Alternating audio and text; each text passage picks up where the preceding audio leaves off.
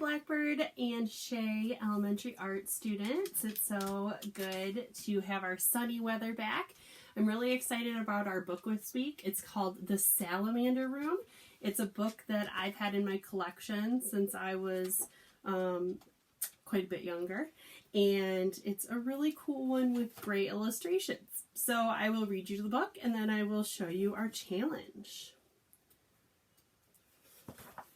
This is the salamander room. Brian found a salamander in the woods. It was a little orange salamander that crawled through the dried leaves on the forest floor. The salamander was warm and cozy in the boy's hands. "Come live with me," Brian said. He took the salamander home.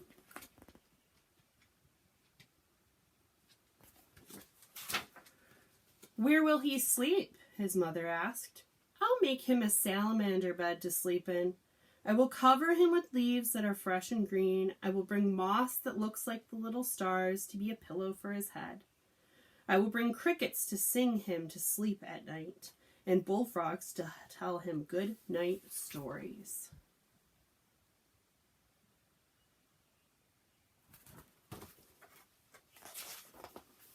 "And when he wakes up, where will he play?" says Mom.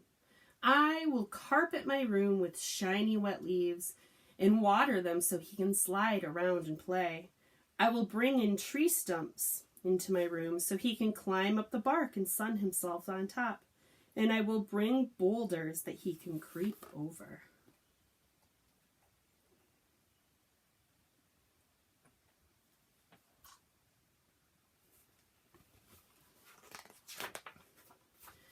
"He will miss his friends in the forest," said Mom.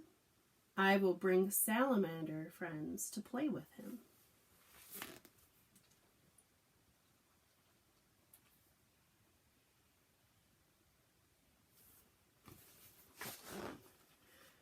"They will be hungry. What will you feed them?" "I will bring insects in to live in my room, and every day I will catch some and feed the salamanders, and I will make little pools of water on top of the boulders so that they can drink whenever they are thirsty."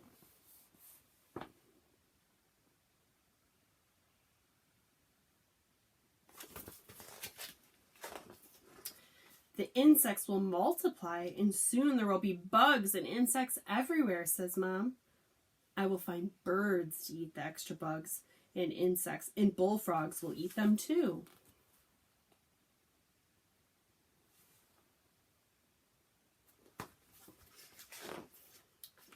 "Where will the birds and bullfrogs live?" "I will bring trees for the birds to roost in and make ponds for the frogs," said Brian.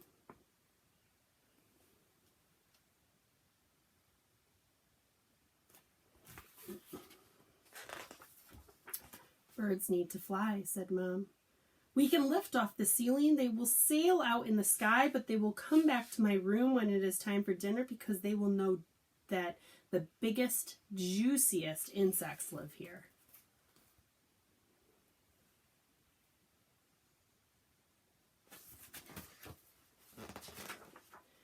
"But the trees, how will they grow?"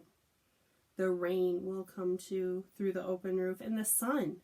And the vines will creep up the walls of my room, and ferns will grow under my bed, and there will be big white mushrooms and moss, like little stars, growing around the tree stumps that the salamanders climb on."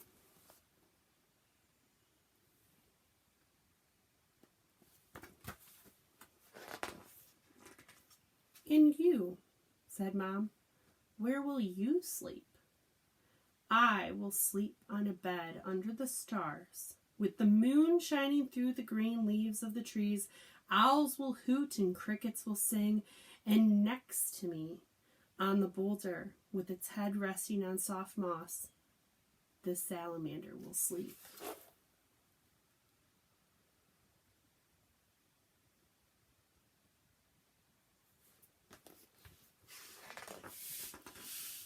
There the salamander will sleep.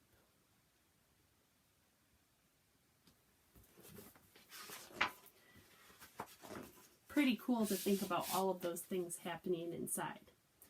Do we think it really could happen? Could we have a pet? Can we bring things from the outdoors in, and will they survive? Or is it better to leave things outside where they belong? I know a lot of us have pets. Maybe some of us have pets where we have tanks for them, like fish or lizards or things like that, and you have to create where they live. But what if our whole room was that way? It's a very interesting thing to think about. So, the book is The Salamander Room. My challenge this week, or art assignment, is to show me what you would like to bring into your room from the outside world, if you could, and how it would live there. So, for my drawing, I drew that I would love to have trees and birds. I love bluebirds. They're some of my favorite. They make such beautiful noises in the night and in the day. And so I imagined if I had my room, there's my window, and if I had my bed and the tree and the moss, and then the window would open and the birds could come in and out. And here are my birds. And there's a little birdhouse for them. Now, could I really have birds living up in here? Well, there'd be lots of dirty things that would happen. There would be a need for bugs.